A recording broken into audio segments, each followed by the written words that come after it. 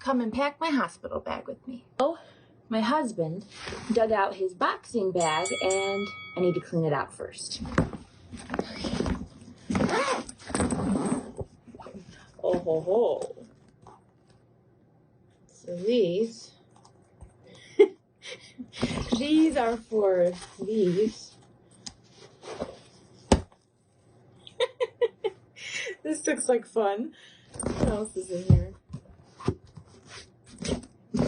It has a little bit of a funky smell.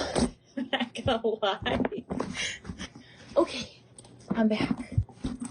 It's completely empty, and I'm gonna show you what I put inside of it. I just bring one going home outfit for me, which is gonna be a sweatshirt dress.